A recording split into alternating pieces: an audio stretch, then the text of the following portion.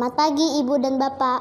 Perkenalkan, nama saya Rachel dari SD Sentral Louis Batu Nunggal. Saya akan bercerita tentang kisah Nabi Yunus. Pada suatu hari, Allah berbicara kepada Nabi Yunus. Katanya, "Pergilah ke Niniwe untuk memberitahukan ancamanku kepada kota itu, karena aku tahu penduduknya jahat sekali." Niniwe adalah kota yang sangat besar. Orang-orangnya sangat jahat. Mereka bukan orang Israel dan mereka tidak menyembah Allah. Akan tetapi, Nabi Yunus tidak mau menyampaikan firman Allah kepada orang Niniwe tersebut. Jadi, Nabi Yunus menaiki kapal besar dan pergi ke kota Tarsis. Waktu Nabi Yunus di kapal, ia turun ke tempat yang paling bawah dan berbaring di situ lalu tertidur nyenyak. Kemudian, Allah mendatangkan angin keras yang meniup dan mengombang-ambingkan kapal itu. Ombak menjadi semakin besar dan kapal itu hampir tenggelam. Badai begitu hebat sehingga awak kapal takut sekali. Mereka berteriak minta tolong kepada dewanya masing-masing. Supaya kapal itu tidak karam, mereka membuang muatannya ke dalam laut. Pada waktu kapten kapal itu turun, ia menemukan Nabi Yunus yang sedang tertidur di sana.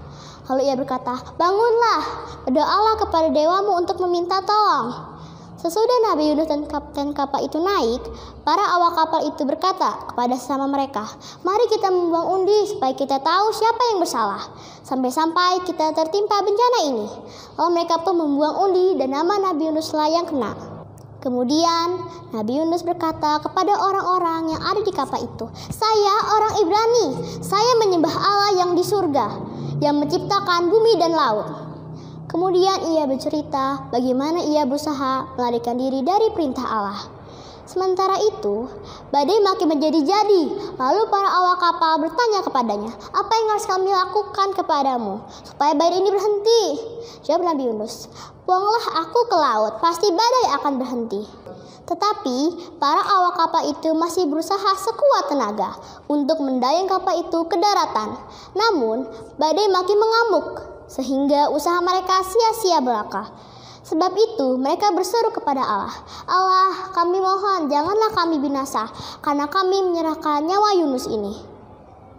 Lalu mereka melemparkan Nabi Yunus ke dalam laut dan badai pun berhenti mengamuk. Para awak kapal itu menjadi takut kepada Allah.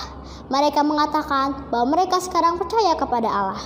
Teman-teman, apa yang terjadi pada Nabi Yunus? Nabi Yunus tidak mati di dalam laut. Allah memerintahkan seekor ikan paus yang sangat besar supaya menelan Nabi Yunus.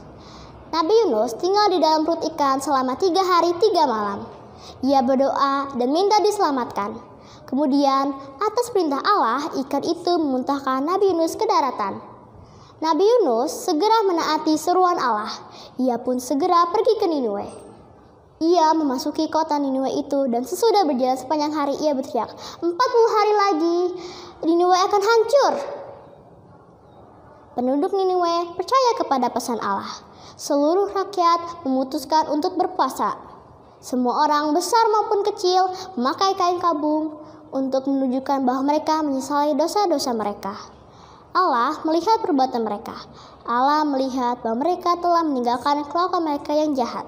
Maka dari itu Allah mengubah keputusannya untuk mengampuni mereka dan tidak jadi menghukum mereka. Terima kasih.